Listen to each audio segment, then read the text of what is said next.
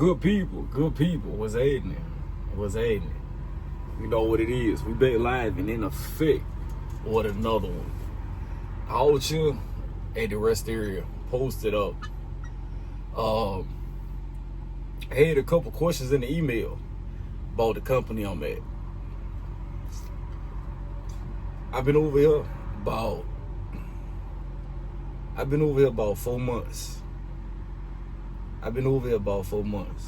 And I got a lot of emails, so I didn't know the difference between general and then primary emails.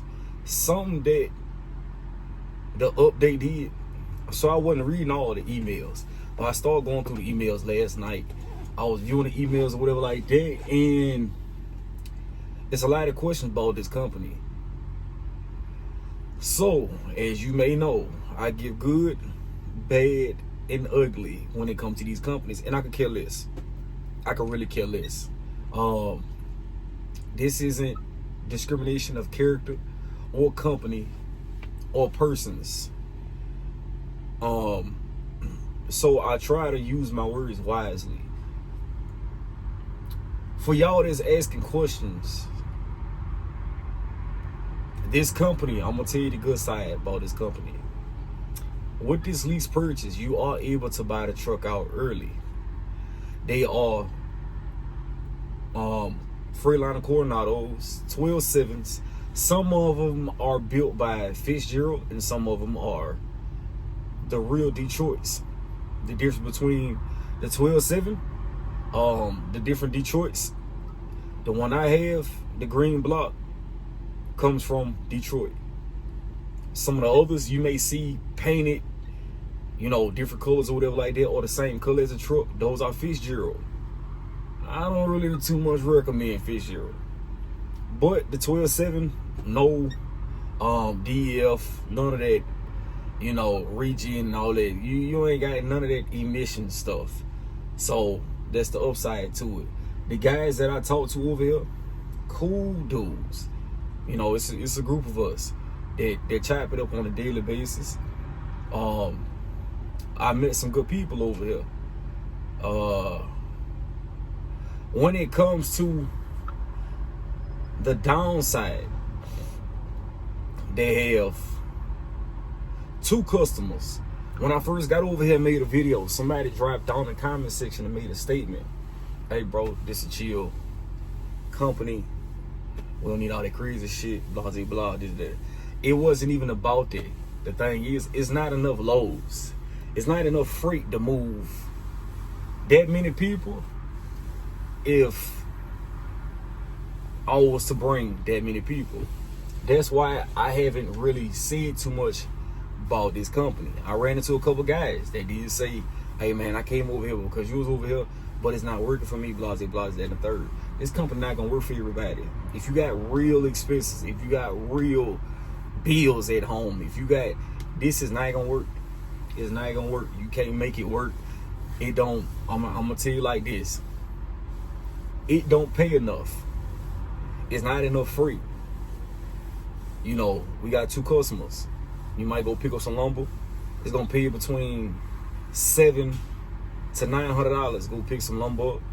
I'm telling you my experience. There might be some guys that been here that do different things that I do. So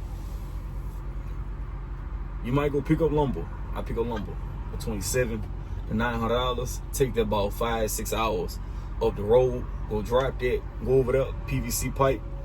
Monroe, Oakboro. Pick your load up.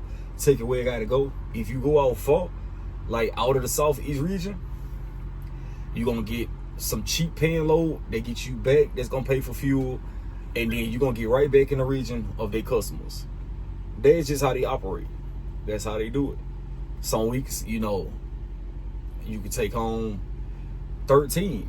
Some weeks you might hit 17. Some weeks it might be that great week where you hit 22, and that's a pro and a con, because sometimes you got that bad week, that's a con, but in the pro side of it, you gonna catch some of the weeks that's only like, you're gonna smack that 2,000 plus mark. For me, I think a pro was when my radiator went out. and they told me what was wrong with the truck. Hey man, it was a lot of sealant in that truck that we had to flush the truck, the motor. We had to do this and do that. To me personally, I was in a truck a month, I think, or 2 months. It was no way that I was supposed to be paying for a radiator, but like they take it as is. We'll pay for it. You just pay us back. All right, cool, whatever. The second week, when I had to get the tires replaced, yeah, they got to come out your maintenance account. It was $950. I ain't even have a maintenance account yet. The pros is you have more good weeks than you have bad weeks. The con is not that many customers, not that many loads, too many cheap loads. And when it come down to maintenance, yeah, you gonna pay for it. So that's that on that. I'm not saying that I'm 100% unhappy, and I'm not saying I'm 100% happy, because I'm not. I'm not. It's really like, it's cool, laid back, it's chill. You know, when they send the BS loads to you, hey, you just gonna get the BS load. I could care less. This not one of them companies where it's like, oh yeah, I'd be scared to lose my job. It's not that. I'm not moved by it at all. So overall, I see it's a lot of potential with this company. If you can get the load board, you can pull your own freight as long as we get paid. Or if you can get qualified for a company and take the truck over there, as long as you pay us, you know, the weekly or the monthly, however you want to do it.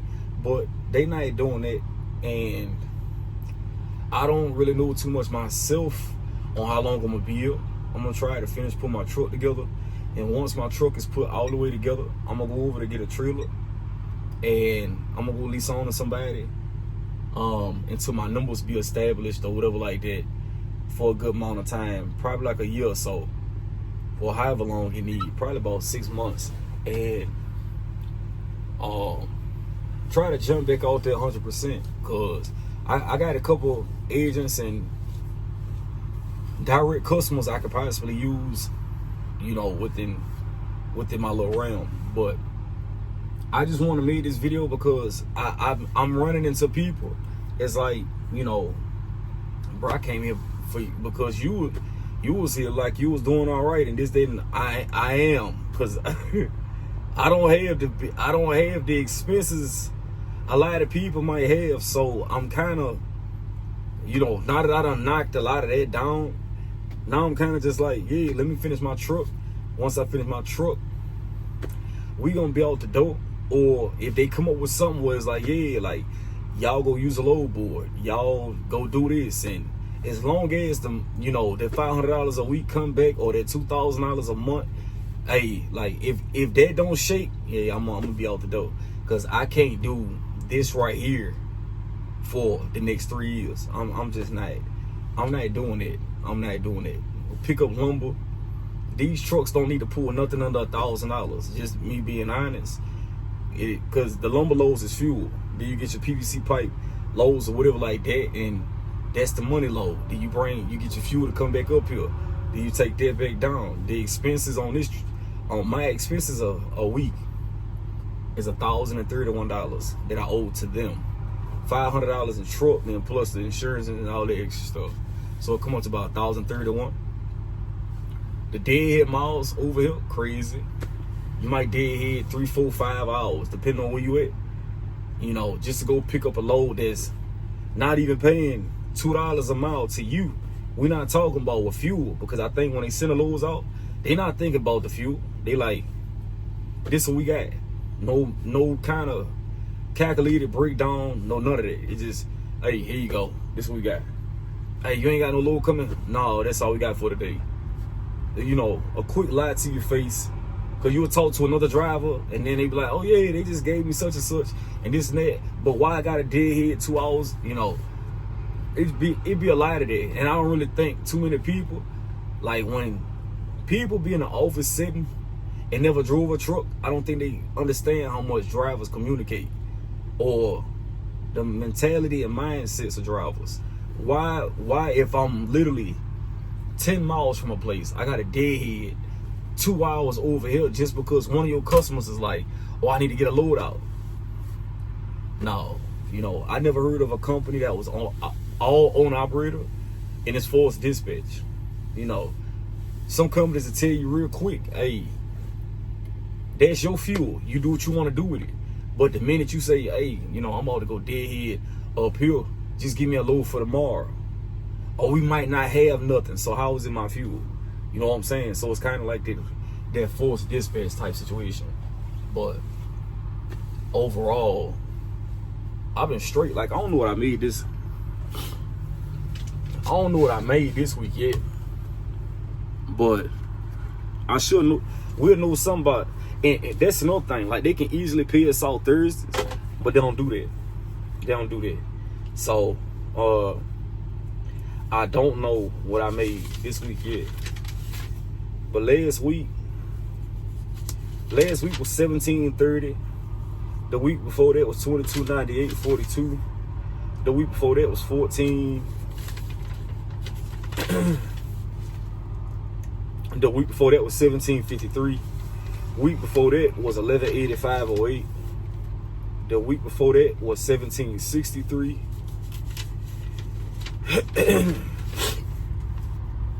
And the week before that was negative $441 because I was actually in the shop that week and only ran one load.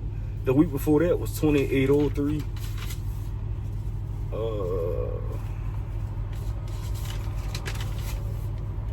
The week before that was $23.49. The week before that was $25.55. The week before that was $31.56.30. So yeah, like I say, I've been here a couple months.